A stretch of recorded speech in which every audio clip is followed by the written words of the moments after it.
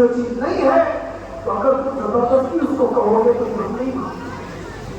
آپ بس اتنی دعا میرے حق میں کریں کہ جتنی بھی زندگی باقی ہے، جتنی زندگی باقی ہے، اللہ تبارک و تعالیٰ حضور پاک کی محبت اور ان کی عظمت کی حفاظت کے لیے جیتے مرنے کی توفیق عطا فرمائے۔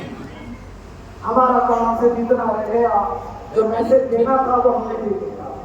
اب جو حالات آ رہے ہیں میرے عزیزوں، آپ سب کے لیے بھی میں یہ گزارش کروں گا، دین کی طرف آ جاؤ، سچائی کی طرف آ جاؤ، ورنہ گاجر پوری کی طرح کچا اور ختم ہو جاؤ۔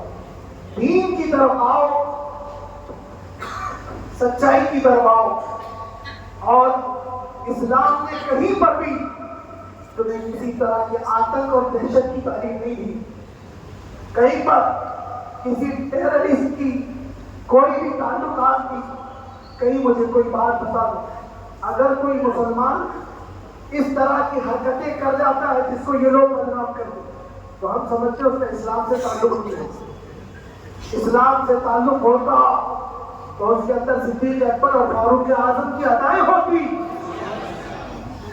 آج آپ کو وہ معاشرہ زندہ کرنے کی ضرورت ہے۔ میں نوجوانوں سے کہوں گا، بہت دن گزار ٹک ٹاک پر مجھے اور وقت کم بچا ہے، آ جاؤ میرے نبی پاک کی محبت کی چھاؤں میں۔ عزت وہیں پر ہے، انہی کے قدموں میں عزت ہے، اور یہاں پر بھی ہے اور آخرت میں بھی، آخرت میں بھی ہے۔ بس اس عزت کے لیے آپ سب سے میں گزارش کروں گا، سچائی کی طرف واپس آ جاؤ، سچائی کی طرف واپس آ جاؤ۔ جو تمہاری نمازیں باقی ہو اس کو پوری کر لو، اس سے پہلے کہ دنیا تم پر نماز پڑھے، اس سے پہلے کہ تمہارے جنازے کی نماز پڑھی جائے، اپنی نمازیں کمپلیٹ کر لو۔ اور علماء ذوی کرام کا ادب و احترام اپنے اندر رکھو۔ صرف اس بات کے لیے آپ کو میں احساس دلانا چاہتا ہوں کہ مجھے جس راستے سے گزارا گیا، جتنے دن قید و بند کی صحبتیں گزاری گئی، یہ صرف یہ میسج دینا تھا کہ پھر اس مولانا کا یہ ہو سکتا ہے تو چھوٹے چھوٹوں کی کیا کر دیتے ہیں۔ ایسا اگرچہ آ جائے موقع تب بھی گھبرانے کی ضرورت ہے۔ آپ کو پتا ہے اس ملک عزیز ہندوستان کی آزادی میں 30,000 علماء کو پھانسیوں پر لٹکایا ہے انگریزوں نے 30,000 علماء کو کشمیر سے لے کر دلی تک ہر درخت پر ایک عالم کی لاش نہ رکھی۔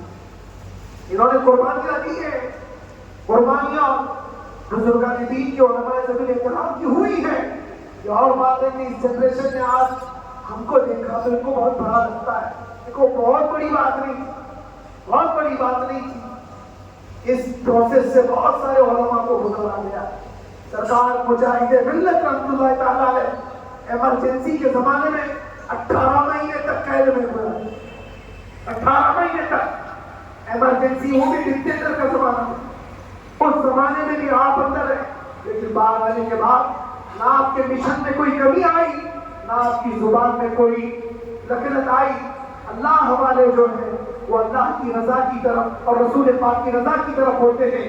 ہم سب بھی اس مشن کو آج یہاں سے زندہ کرتے ہیں، جہاں سے ہم چھوڑے تھے وہیں سے آگے بڑھتے ہیں، جہاں سے ہم چھوڑے تھے وہیں سے ہم آگے بڑھتے ہیں۔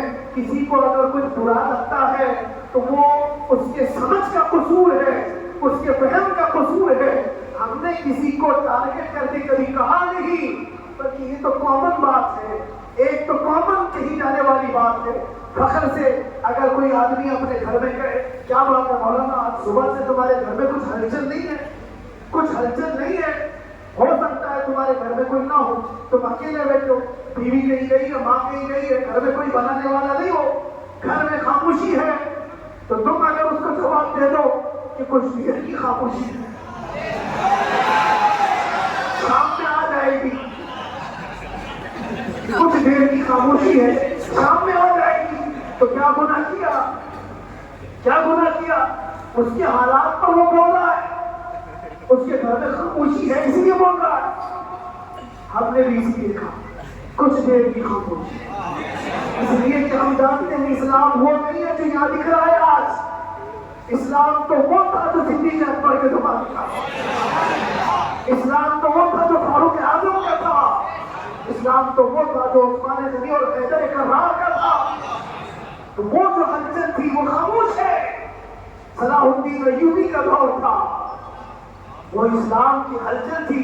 تو میرا گھر آج خاموش ہے، اس لیے تو میں پکار کر کے رب کی خاموشی ہے. اور ہمیں اپنے رب سے یقین ہے کہ خاموشی ایک شام ٹوٹے گی، کوئی صلاح الدین آئے گا. اللہ تبارک و تعالیٰ ہم سب کے اس عزم اور حوصلے کو زندہ رکھے اور آپ سب کی محبتوں کو سدا سلامت رکھے اور میرے آقا صلی اللہ تعالیٰ علیہ وسلم کے قدموں پر مر مٹنے کی ہمیں توفیق عطا فرمائے. وآخر دعوانا الحمد للہ رب العالمین. لبیک یا رسول اللہ.